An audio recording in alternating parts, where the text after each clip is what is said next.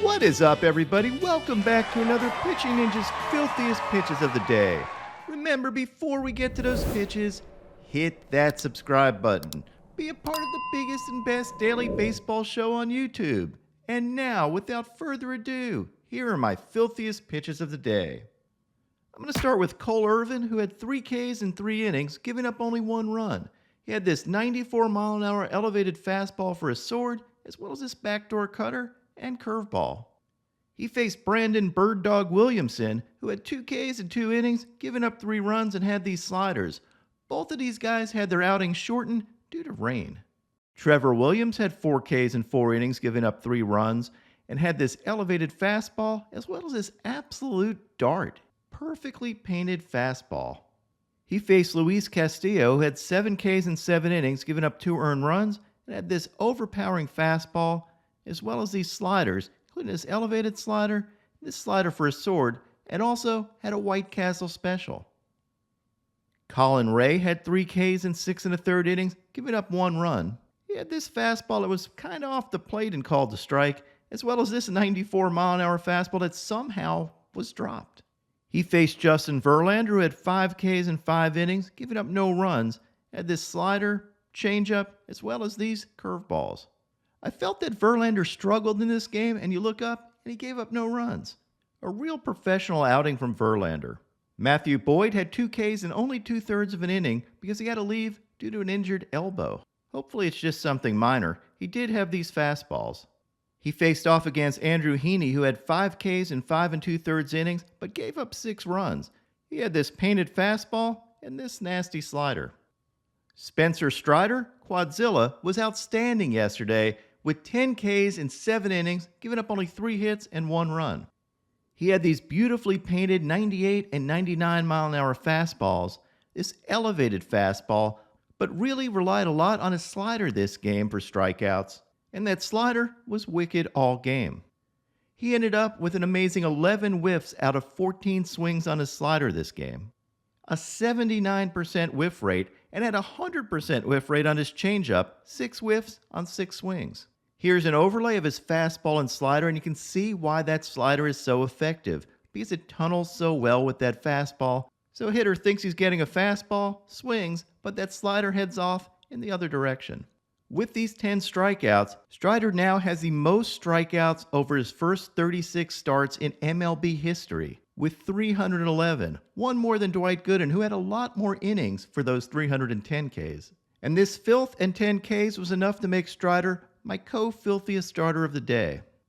He faced Sonny Gray, who had 5 Ks in 6 2/3 innings, giving up 3 runs, and had this curveball, this cutter, this back foot slider, and this sick, literal back foot sweeper, adding injury to insult.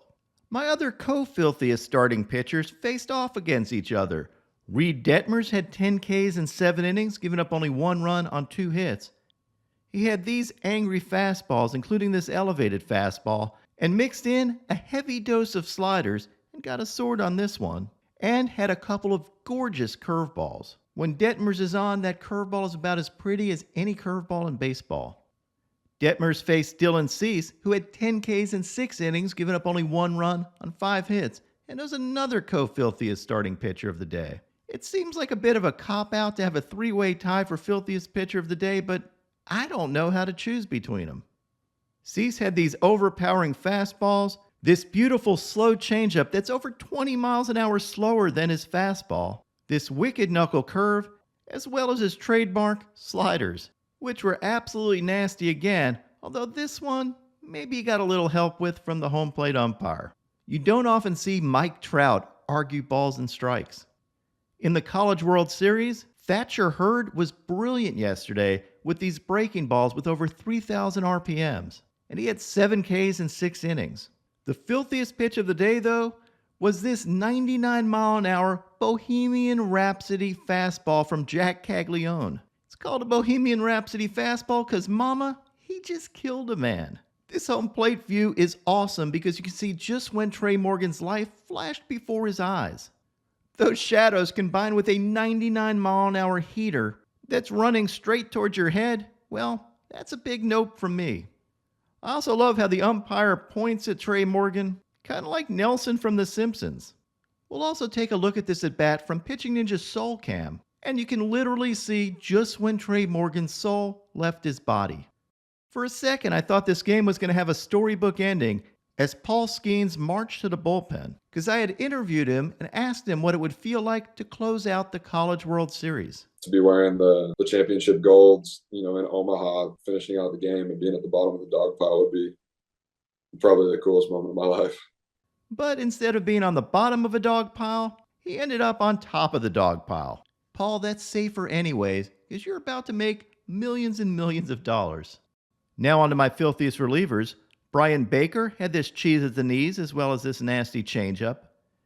David Robertson had this filthy knuckle curve. Will Vest had these fastballs. Jacob Webb had this nasty changeup and fastball. Aaron Bummer had this wipeout sweeper. Unfortunately, he also had this walk-off sweeper. Jason Foley had these sick two-seamers, including this one at 97 miles an hour that ended up virtually behind the hitter. Adam Ottavino had this filthy slider.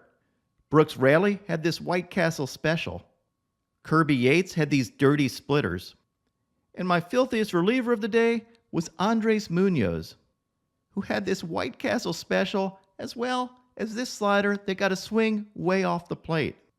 And I did this overlay that shows why you might swing at a slider way off the plate, because it tunnels so well with this 100-mile-an-hour fastball, and you have virtually no time to make up your mind whether to swing.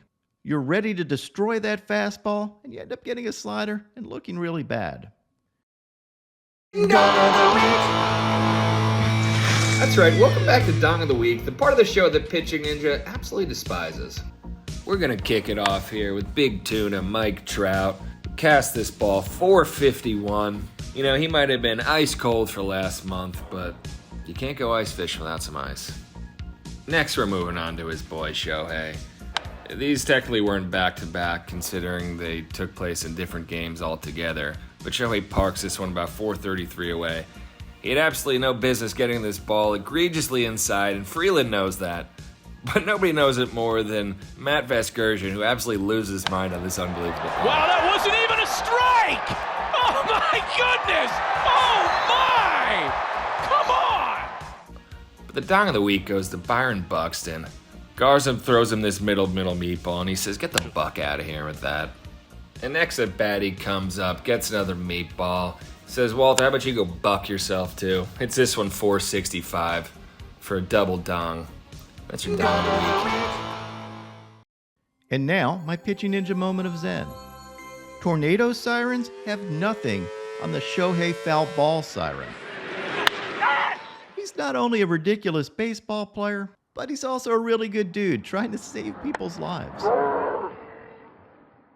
What's up, everybody? My picks of the day today are a 3-leg parlay. I'm going to start with Gavin Williams for 5 Ks or more, then take Taj Bradley for 6 Ks or more, and top it off with Shohei Ohtani for 9 Ks or more. What would your picks of the day be?